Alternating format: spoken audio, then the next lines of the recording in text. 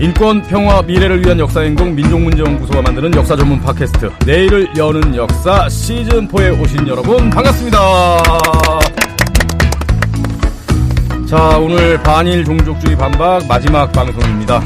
지난주에 이어서 김민철 교수님 그리고 김승은 실장님 두 분과 함께 하겠습니다. 네, 두 분 안녕하세요. 안녕하세요. 네, 안녕하세요. 네. 지난번에 나왔던 김민철입니다. 네. 반갑습니다. 네.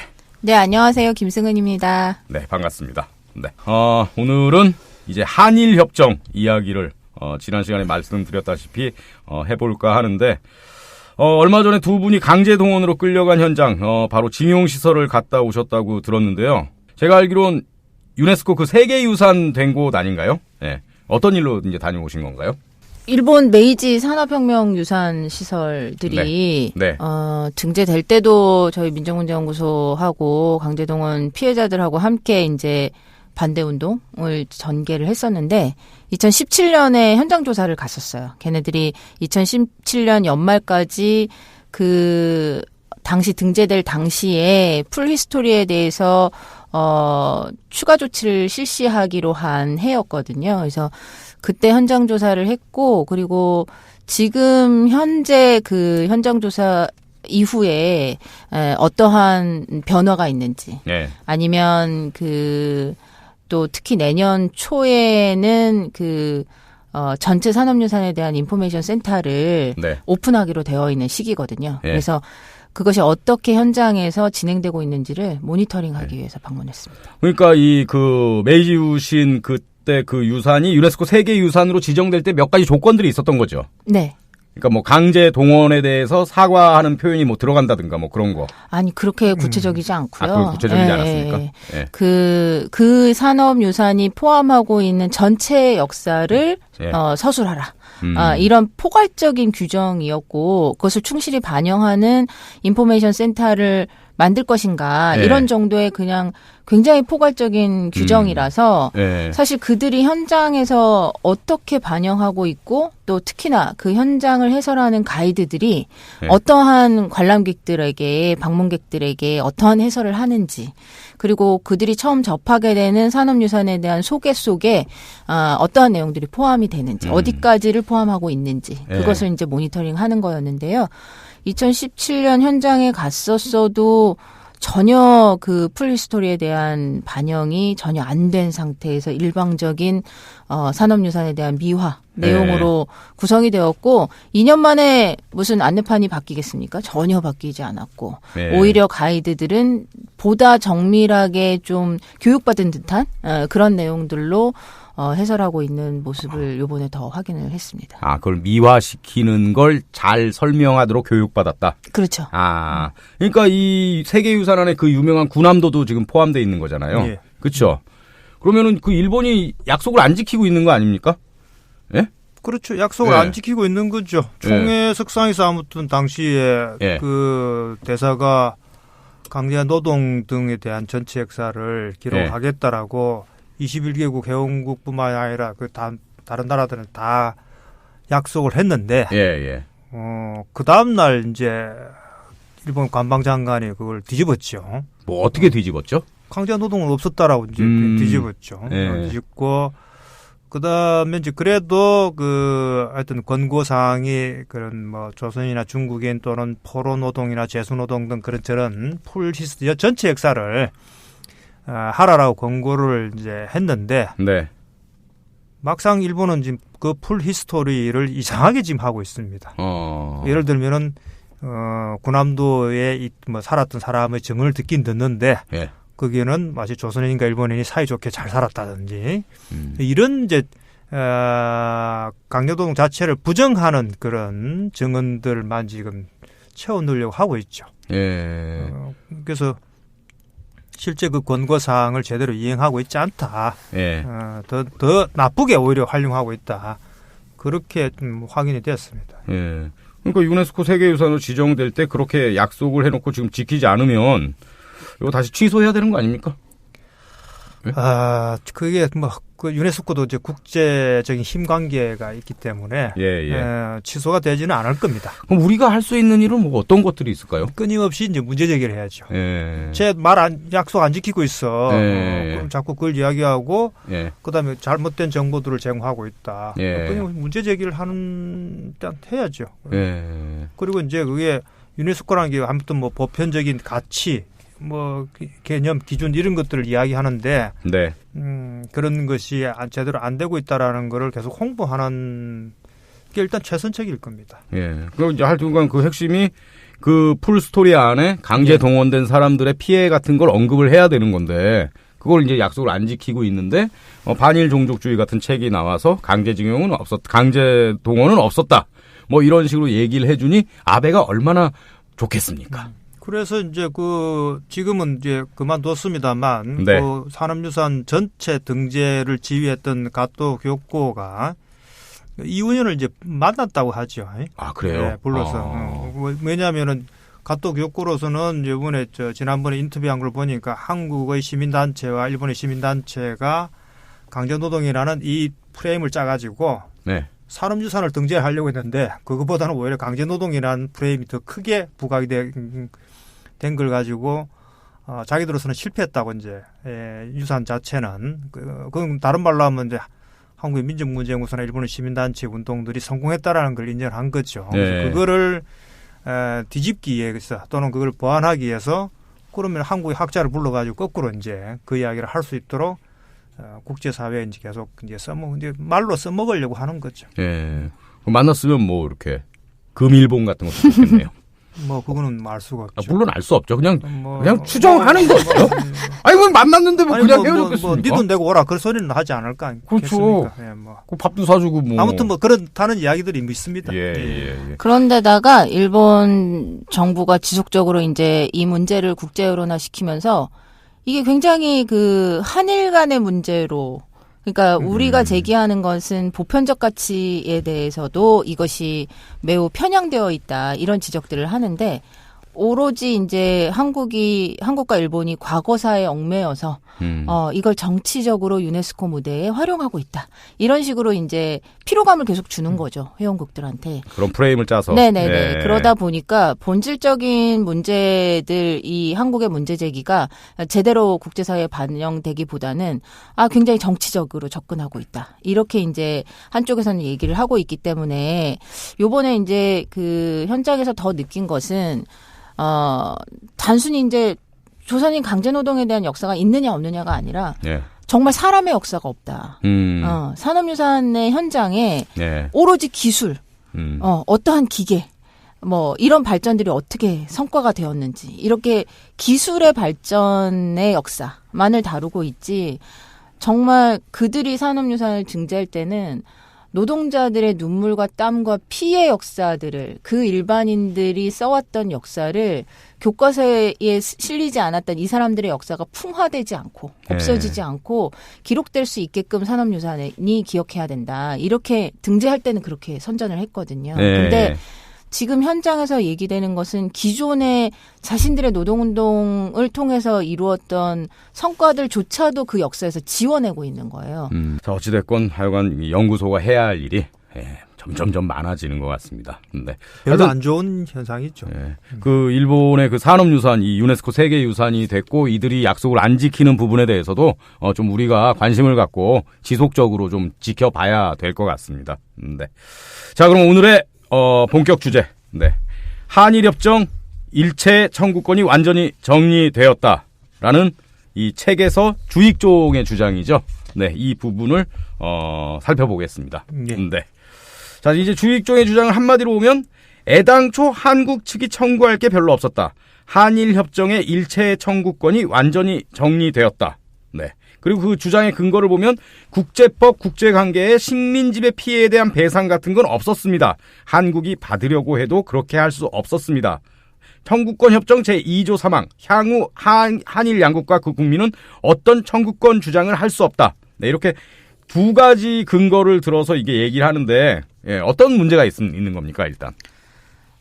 우리가 지난 시간에도 얘기했지만 이게 굉장히 낡은 진부한 레퍼토리의 반복이다. 이렇게 이제 김일찬 선생님이 요약을 해주셨잖아요. 예. 그런 것처럼 이 주익종이 얘기하는 이 주장이 마치 굉장히 현대적인 해석같이 보이지만 예. 굴욕적인 한일협정이라고 비판을 받았던 박정희 정부가 네.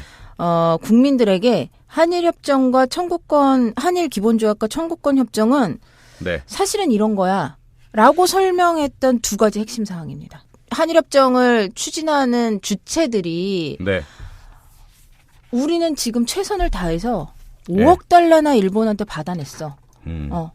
왜 그것이 대단한 것이냐 하면 사실은 우리는 청구권을 주장할 만한 그 자격이 되는 나라가 아니야. 그러니까 라고 하는 조건으로 여기서 얘기하는 거거든요. 게 태평양 전쟁의 전후 처리 조약, 즉 1951년 9월 체결된 연합국과 일본 간의 평화 조약 샌프란시스코 조약 때문이다.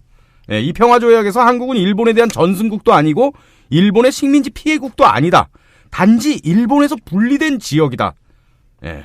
이렇게 이제 얘기를 하고 있거든요. 그러게요. 예. 전쟁 배상을 어떻게 할 거냐. 예. 그러니까 미국이 이제 동아시아 새로 이제 판을 짜면서 일본을 풀어줘야 되지 않습니까? 일본이 과거에 전범 국가에서 예. 그 풀어주기 위해서 이제 전쟁 배상을 이제 정리를 하는데 그러면은 전쟁 2차 대전에 참여한 연합군 이런 필리핀 같은 경우가 이제 또는 호주나 이런 나라들이 참여하지 않습니까?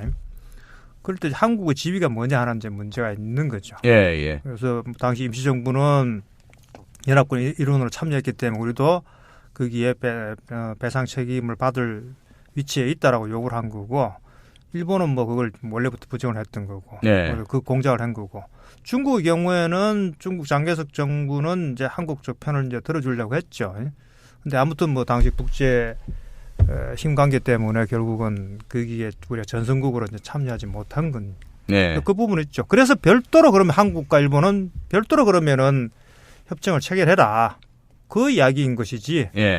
국에서 뭐 한국이 식민지배에 대한 배상 청구를 하라 마라 이렇게 규정되어 있는 건 없죠. 다만 그 조약은 뭐냐? 그러니까 문제는 이제 그게 그 샌프란시스코 평화조약 자체가 가지고 있는 근본적인 한계인데. 배상 책임을 묻긴 했지만은 사실은 일본에게 면죄부를 부여한 겁니다. 아주 그 금액도 적을 뿐만 아니라 그것도 돈이 아니고 거의 영무 배상이니까 사람이나 기계나 뭐 이런 걸로 하는 배상이고, 사실은 그 일본으로서는 동아시아의 냉전 국가, 그러니까 미국이 생각하는 냉전 체제의 핵심 국가니까 그걸 수행할 수 있도록 배상을 줄여준 거죠. 줄여주고 그게 사실은 샌프란시스코 평화조약의 핵심이기 때문에 그런 측면에서 본다면 전후 보상이란 측면에서 본다면 사실은 최악의 협정이었다고 볼 수 있죠. 그러니까 주익종이 말한 그 조약에서의 대한민국의 지위는 그거는 팩트지만 그렇다고 해서 청구권이 청구할 게 별로 없었다라는 말은 말도 안 된다. 그거는 사실은 주익종이 잘 몰라요. 한일협정 잘 모르고 그다음에 그러니까 이렇게 이게 제가 놀란 게 이렇게 막 무지막지하게 이야기를 할 수 있나 하는 정도인데, 그 예를 들면은 그 회의록에 보면 아무튼 한국 정부가 뭐 굉장히 어설프게 조사를 한 거긴 하지만은 일본에 요구한 것만 해도 당시 13억 달러 아닙니까? 그게 뭐 한국은행이 가지고 있던 채권, 금덩어리, 뭐 그다음에 개인들이 가지고 있던 여러 가지 전대, 그다음에 뭐 미불임금까지 소위 이른바 8개 청구 항목을 다 계산해 보니까 거기 보니까 그게 한 13억 달러가 이제 되는 거죠. 물론 이제 그게 얼만큼 충실한 근거 자료들을 갖고 있느냐 하는 부분은 지금 확인은 안 되지만은 그런데 우리가 단순하게 생각하면은 그 청구 항목에 완전히 빠져 있는 게 있습니다. 예를 들면은 식민지배 기간 동안에 수많은 사람들이 학살당하지 않았습니까? 그 사람들에 대한 피해 배상이 건 아예 논의조차 안 돼 있어요. 그 다음에 제가 왜 문제 무식하다고 하냐면은 청구할 게 별로 없다고 그랬는데, 저희 37년 저희 중일 전쟁 이후에 뭘 합니까? 일본이 전쟁을 하기 위해서 헌금을 요구하거든요.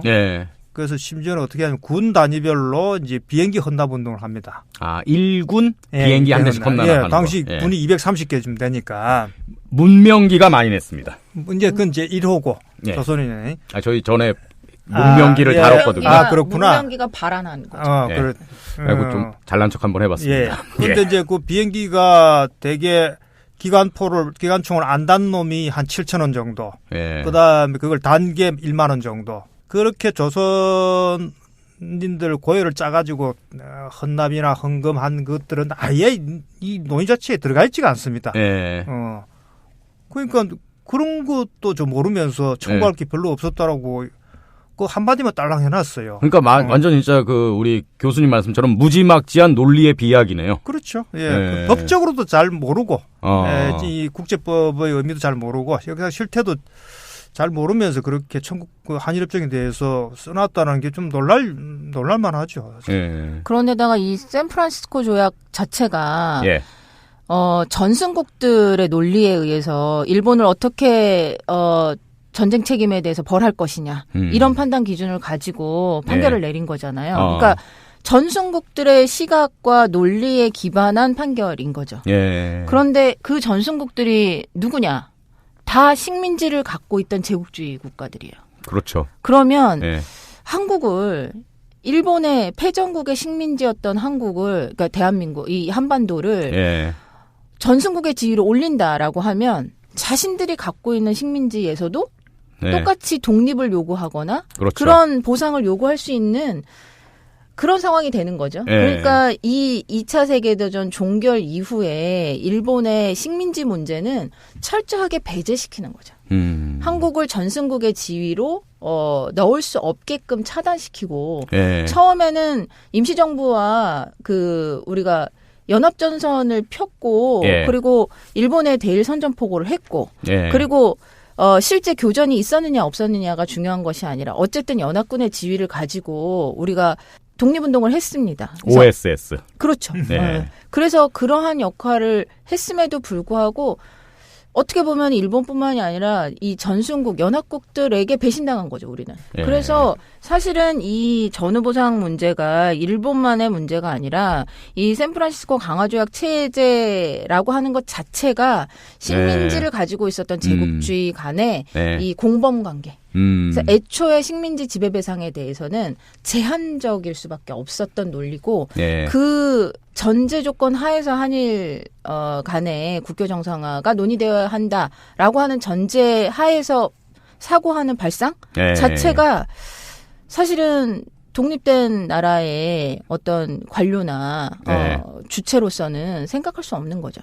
그것을 부정하면서 얘기해야 됨에도 불구하고 다시 지금 50여 년 전에 여전히 그 구속되어 있는 사고 속에서 논리를 끌어와서 지금 이 청구권 협정 자체가 한일 협정 자체가 이런 걸 부정해야 된다라고 하는 식의 주장은 정말 어처구니가 없는 주장이죠. 그러니까 이 사람들이 이승만 TV에서 이런 얘기를 하잖아요. 철저히 이승만 시대에 사는 사람들이에요. 이승만 시대의 역사인식과 국제관과 그런 정세인식을 지금 21세기에 와서 다시 한번 그게 맞다라고 해서 다시 이승만을 건국의 아버지로 만들려고 하는 연장선에 이 내용들이 다 있기 때문에 그런 사고, 그런 후진적인 사고라는 거죠. 사실 새롭고 신선하고 뭐 힙한 사고가 아니라. 자, 그러면 65년에 한일협정이 체결됐기 때문에 그거에 근거해서 뭐 어떤 것도 청구할 수 없다. 이 부분은 어떻습니까?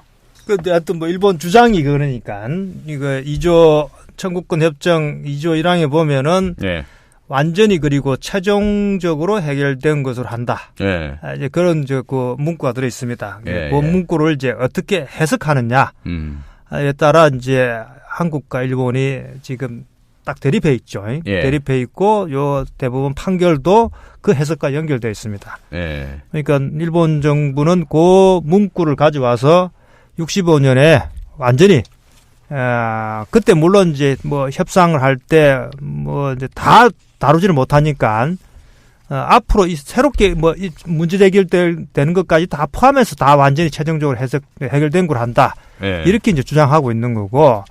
한국 정부는 이제 지금 대법원 판결이 중요하다는 게 그렇지 않다라고 정리를 해준 거죠. 네. 그러면 그 사이에 한국 정부의 태도는 뭐였냐? 약간 좀 애매한 태도를 취했습니다. 개인 청구권이 있는데 그러면 개인 청구권이 살아있으면 그걸 요구할 수 있는 거 아니겠습니까? 예. 근데 거기에 대해서 한국 정부가 명확한 입장을 제시를 하진 않았죠. 다만 그게 이제 노무현 정부 때 들어와서 분명하게 이 한일협정의 성격을 이제 정리를 한 거니까. 그래서 1차적으로는 과연 뭐가 해결됐느냐? 누구의 권리 또는 어떤 범위까지 해결됐느냐의 근본적인 해석 차이가 지금 일어나고 있다. 그래서 한국 정부의 경우는 해결되지 않았는데 예를 들면은 반인도적인 범죄, 예. 그다음에 식민 지배에 대한 불법적인 지배에 대한 배상 문제는 해결되지 않았다. 예. 65년에 한국이 그 식민 지배에 대한 배상을 요구를 하지 않았다라는 주장인 거죠. 그럼 돈 받은 건 뭐지? 그런 문제가 나오지 않겠습니까? 3억 달러를 무상으로 받았고, 물론 그 영무배상이지만은 2억 달러는 빌려서 이제 한 것인데, 그 돈은 이제 샌프란시스코 협정에 보면은 나라가 두 개로 분리가 됐단 말입니다. 예. 그래서 그러면은 두 나라 사이에 서로 주고받아야 될 채권 채무가 있습니다. 민사상에. 그러니까 내가 가지고 있는 빚이라든지 또는 뭐 받아야 될 권리라든지 그런 걸 정리한 거다. 예. 그러면 식민 지배에 대한 책임 추궁을 하지 않았기 때문에 이론적으로는 뭡니까? 배상에 대한 책임이 남아 있는 거죠.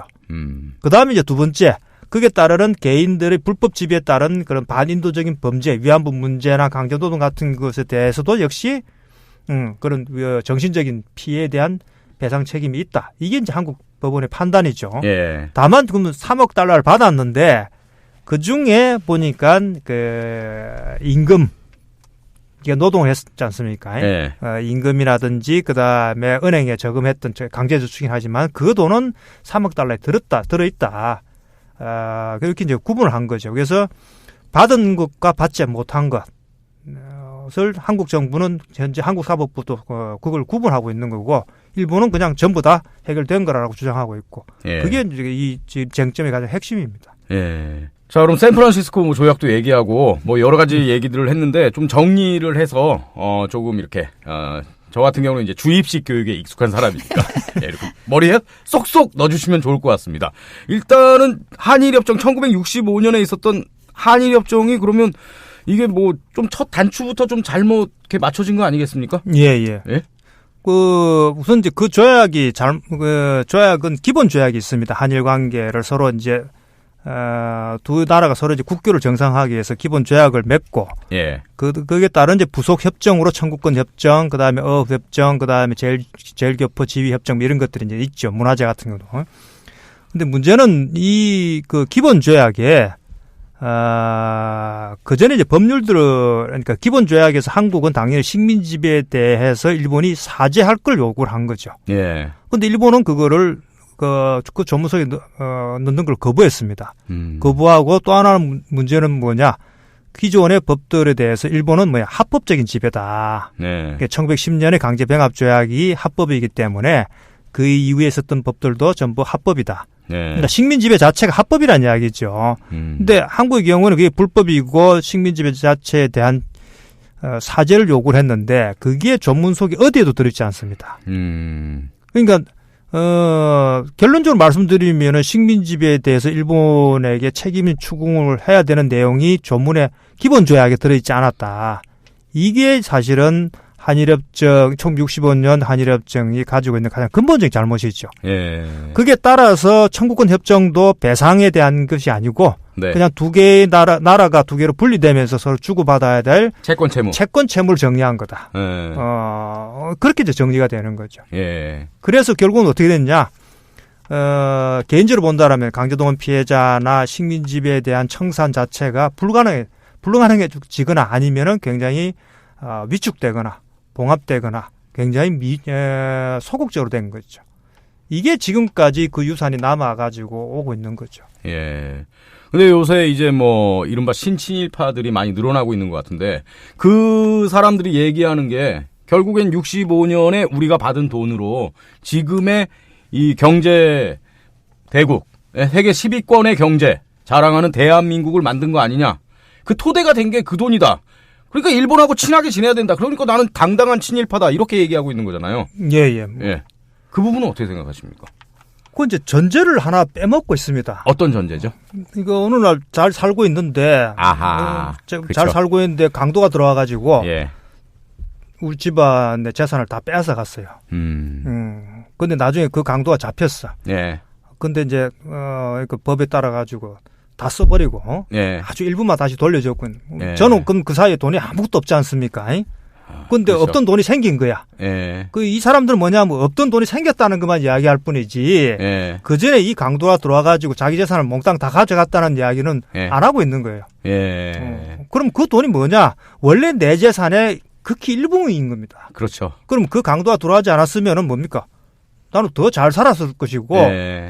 더 행복하게 살았을 것인데, 이 소위 뭐 토착 외국인이 뭐 친일파니 하는 사람들은 네. 그 앞에 이야기를 안 하고 있는 거죠. 예. 그거는 결국은 다르게 이야기하면 식민 지배로 인해서 한국이 근대화되었다는 논리를 네. 그렇게 이제 한일협정까지 끌고 오는 기 때문에 그런 거죠. 아. 그러니까 이 사람들은 그런 것 같아요. 김희전 선생님은 원래 우리 잘 살았는데 네. 그냥 냅뒀으면 잘 살 건데 예. 강도가 들어와서 뺏어갔다. 이렇게 설명하는 게 수탈론이고 예. 예. 이 사람들은 원래 못 살았다.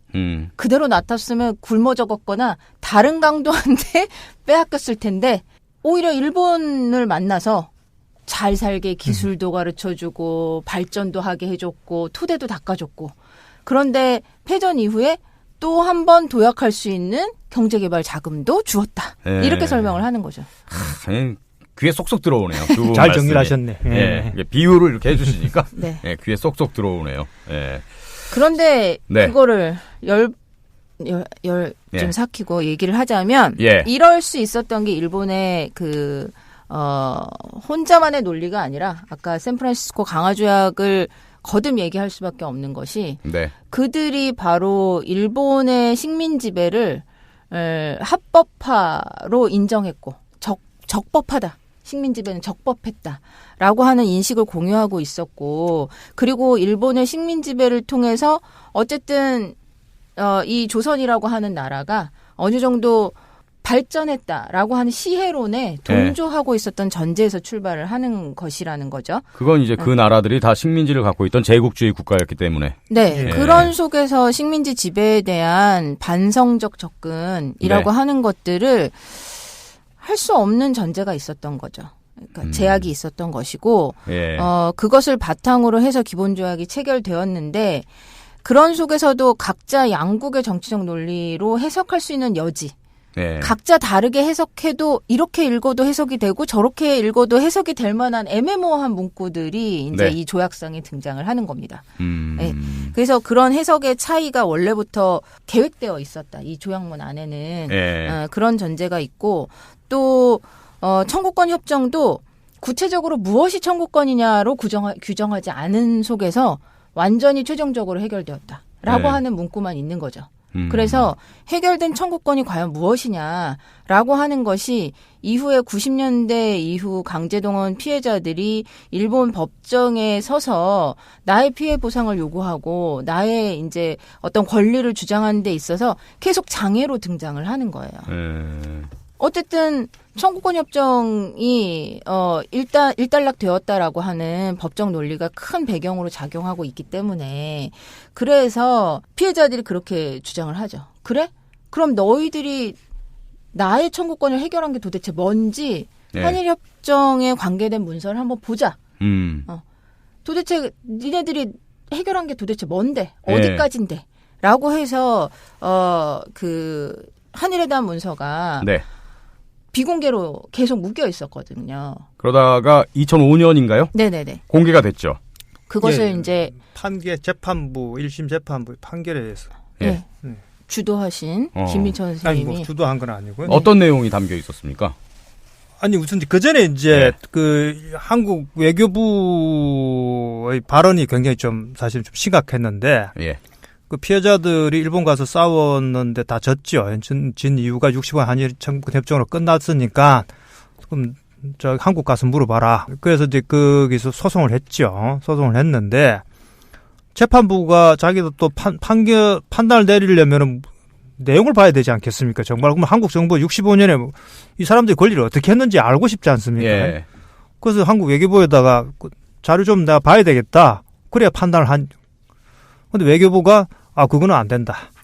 이유가 뭐였죠? 원래 그 국가기록관리법상 외교문서는 30년이 지나고 나면 자동적으로 공개가 되게 돼 있습니다. 예. 그럼 1965년이니까 95년. 공개가 예. 돼야 되는데요. 예외 조항이 있죠.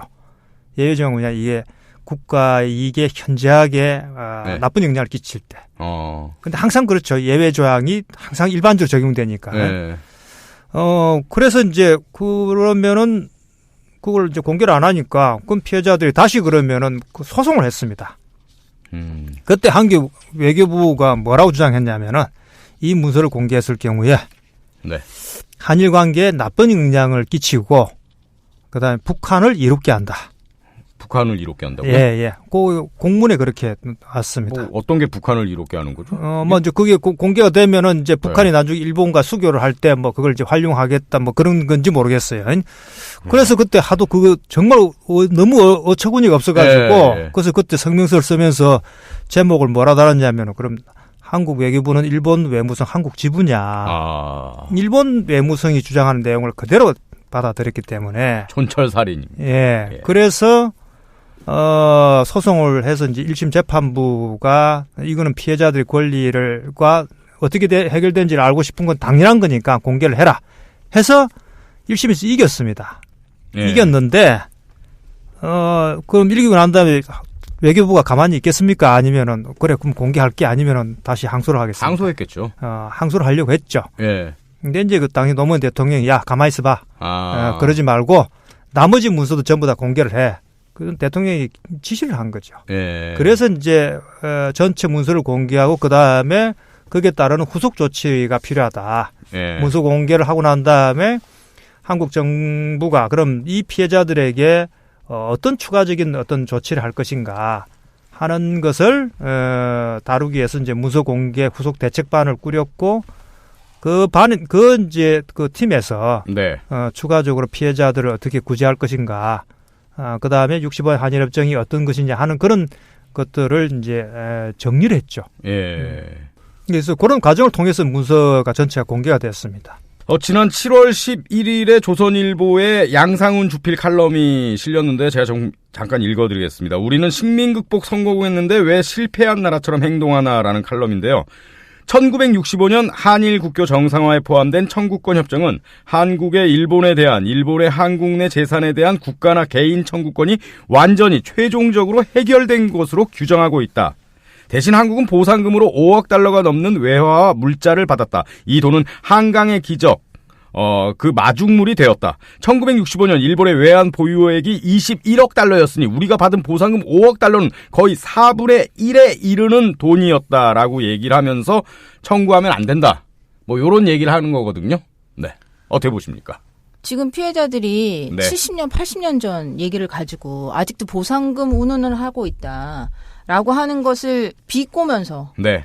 당시 외환 보유액의 4분의 1이나 되는 거액을 이랬으면은 일본이 파산해야 되는 거 아닙니까? 그런데 이미 일본은 당시에 세계 선진국 대열에 다시 진입을 하는 그렇죠. 그 65년이면. 축포를 이미 64년 도쿄 올림픽에서 이제 쏘아 올린 이후예요. 예. 그러니까 전후배상을 무려 14년간이나 미뤄서 예. 완전히 고도 성장기에 접어든 시기에 사실은 ODA 원조 자금으로 보더라도 너무나 형편없는 액수로 과거 청산을 한꺼번에 해결하려고 했던 강도 같은 짓이거든요, 사실.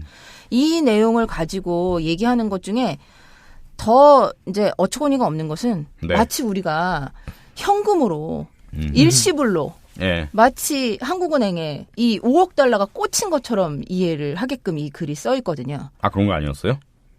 3억 달러 주고 2억 달러 차관 형태로 해갖고 이렇게 준 거 아닙니까? 돈이 아니고요. 예. 아까 샌프란시스코 강화조약이 기본적으로 전후배상을 할 때 예. 현금이 아니라 영무, 그러니까 서비스와 예. 그리고 기술, 아. 원자재로 보상을 하게끔 되어 있기 때문에 제가 이렇게 무식했네요. 이 내용을 뭐라고 표현을 하냐 하면 피해자들이 받아야 될 보상금이 다리, 예. 학교, 예. 공장, 예. 경부고속도로, 포항제철, 예. 호텔, 그리고 지하철 이런 것들로 바뀌었다라고 하는 것이 맞고요. 그러면 그것들을 생산하는 기업들이 다 누구냐? 우리 피해자들을 강제 동원하고 강제 노동을 시켰던 그 전범 기업들이 예. 생산한 물자, 생산한 기계들을 뜯어다가 자기네는 쓸모가 더 이상 없는 기계들을 싼 값에 여기다 넘기고 예. 그리고 그 기술력을 다시 가르쳐주기 위해서 서비스가 오고 그러면 우리는 이 기술적으로는 다 그 의존을 다시 하게끔 하는 형태이기 때문에 배상이라고 하는 이름을 쓰지만 사실상 변형된 무역관계였고 그러므로 해서 다시 수직적인 어떤 분업체제 하에 재편되는 과정이 바로 이 5억 달러가 들어오는 과정. 5억에 상당하는 물자와 서비스가 들어오는 과정으로 다시 재편되게 되는 거죠. 그런데다가 이 3억 달러는 10년 동안 분할로 지급을 하게 됩니다. 그러니까 1년에 3천만 달러씩 들어오는 거예요. 그 3천만 달러가 어디에 쓰일 것인가를 한일 강요회담을 통해서 철저하게 이제 조율을 하게 됩니다. 예. 그러니까 이거는 우리 마음대로 쓸 수 있는 돈도 아니고요. 그리고 이 3억 달러가 들어오기 전에 그 사이에 우리가 이미 일본에 빚이 6천만 달러가 있었거든요. 그걸 상쇄하고. 그거 까고 한 거예요? 그러니까 2억 4천만 달러를 가지고 10년으로 나눠가지고. 그리고 현금은 1원도 없었고. 현금은 1원도 없었고요. 그렇군요. 이거를 일본 학자들이나 이런 사람들도 다 아는 얘기를 이런 식으로 지금 아직까지 호도하고 있고. 어떻게 조선일보 주필이라는 사람이 이런 칼럼을 쓸 수가 있죠? 이거 산케이 신문도 아니고. 조선일보니까 뭐 그렇게 그렇죠? 썼겠죠. 예, 제가 너무 조선일보를 좋게 해봤네요. 예, 네. 질문 자체가. 예. 그래서 이러한 그 논리의 배경 자체가 당시에 이제 박정희 정부도 우리가 이제 민족문제연구소가 2004년에 미국 CIA 특별보고서 얼마 전에 이제 김일성 선생님이 다스베이다 가서 다시 한번 얘기하신 이미 공화당 창당 자금을 일본의 기업으로부터 6천만 달러를 받아 챙기지 않았습니까? 네. 그런 뒷돈까지 챙겨가면서 이 3억 달러를 들여왔을 때 국민들한테 무엇이라고 얘기를 했느냐. 이것이 함부로 쓰일 것 같다 아니면 정치 자금으로 쓰일 것 같다는 의심이 많은데 아니다. 이거는 우리 모든 그 국민들의 피해에 대한 보상금이기 때문에 국민 모두에게 혜택이 돌아가는 경제개발에 써야 된다. 그래서 사실상 피해자 보상에 대한 보상 실시가 75년까지 미뤄져요. 65년에 청구권 자금으로 들여온 그 자금에 상당하는 돈에 대해서 우선적으로 피해 보상을 하는 것이 아니라 최대한 뒤로 미루는 거죠. 그래서 보상을 실시할 수 있는 법안이 71년에 3선에 다시는 내가 대통령에 안 나오겠다라고 마지막 선언을 하면서 실시했던 대통령 선거 직전에 그 보상에 대한 법이 만들어지고요.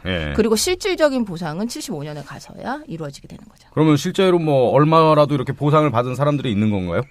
예, 일부 있죠. 그래서 실제, 당시에 어떤 그 신청을 받아가지고, 근데 신청 자체가 워낙 짧았기 때문에, 실제 전체 그럼 그 피해자 중에 어느 정도였을까?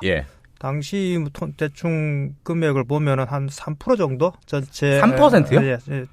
일부분만 사실 생색 내기로 준 거죠. 그거 중에서도, 그 다음에 이제 채권 같은 경우도 해결을 했으니까, 개인들이 가지고 있는 것들. 그래도 아무튼, 강제동원 피해자 전체 피해 규모를 보면은 전체 3억 달러 중에서 한 3% 정도밖에 되지 않았기 때문에 실제는 그냥 말 그대로 생색내기용이다. 그렇게 이제 평가를 받고 있는 거죠. 전체 금액상으로 보면 한 92억 원 정도를 이제 피해 보상을 한 걸로 그 78년에 다 보상 실시를 하고 그리고 그 백서를 발간을 하게 되거든요. 그 백서의 내용에 보면은 92억 원 정도로 이제 피해 보상금을 이제 보고를 합니다. 그게 3억 달러에 상당하는 물자 판매 대금 1,052억 중에는 8.7%밖에 안 되는 돈이에요. 그래서 그 중에서도 66억 정도는 재산권 피해 보상. 그러니까 채권을 가지고 있거나 은행권을 가지고 있거나 이런 것들을 환산할 수 있는 물적 증거를 가지고 있는 재산상의 피해 보상이 66억 원. 그리고 인명 피해에 대한 것이 25억 원이니까 사실상 강제동원 피해자들의 인명 피해에 대한 보상금이 3% 미만인 거죠. 네. 그래서 엄청나게 이제 부실한 보상이었고 또 하나는 이게 이제 그 실적들을 그 쭉 통계를 내면서 놀라운 그 통계를 제시를 하고 있는데요. 이것이 지역별 보상 지급의 그 실적을 보면 상식적으로 생각했을 때요. 강제동원의 피해가 가장 높은 지역이 어디였을 것 같습니까? 일본하고 가까운 데겠죠. 그렇죠. 예. 예. 경상도. 경상도 그리고 예. 전라도가 더 가깝겠죠. 그렇죠. 예. 예. 그래서 강제동원 그 동원 숫자로 보면 전라도가 제일 높고요. 그러니까 전라남도, 경상남도, 그 다음에 전라북도, 경상북도 이런 순서대로 가거든요. 예. 그런데 보상액 지급의 실적을 보면요, 1위가 어딘 줄 아십니까? 어딜 것 같아요? 대한민국은 다 서울 중심 아니겠습니까? 네. 서울. 갱상도. 갱상도 중에서도 네. 대구가 1위예요. 왜 1위죠? 글쎄요, 왜 1위일까요? 왜 1위일까요, 대구가? 왜 대구가 1위일까요? 대구 다음이 부산이에요. 네. 지금 우리가 얘기한 TK 지역. TK, PK. 네, TK, PK의 핵심 지역이 보상액의 2위를 달리고 있습니다. 이거는 정치적으로 이용했네요. 근데 지역주의를 활용한 것도 있고. 예. 그렇죠. 예, 그렇다고 아니 볼 수 없는. 그렇게 해석할 수밖에 없지 않습니까? 네, 그래서 저희가 후속으로는 과연 박정희 정부 때 이 청구권 자금이 실질적으로 보상에 어떻게 적용되었는지 실태를 좀 파고들려고 하고 있습니다. 자, 그렇다면 한국 정부도 책임이 있다고 볼 수 있는 거잖아요. 일부 책임이 있죠. 예. 근데 피해자들의 권리를 대신 받았기 때문에. 근데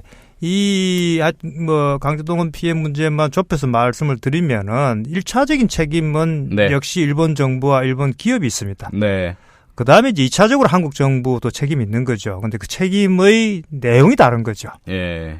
근데 그거를 한국의 반일 종족주의자들은 또는 일부 피해자들은 전부 한국 책임으로 돌리려고 하는데, 그거는 책임을 사실은 일본 책임을 면피시키기 위한 하나의 논리에 불과한 거죠.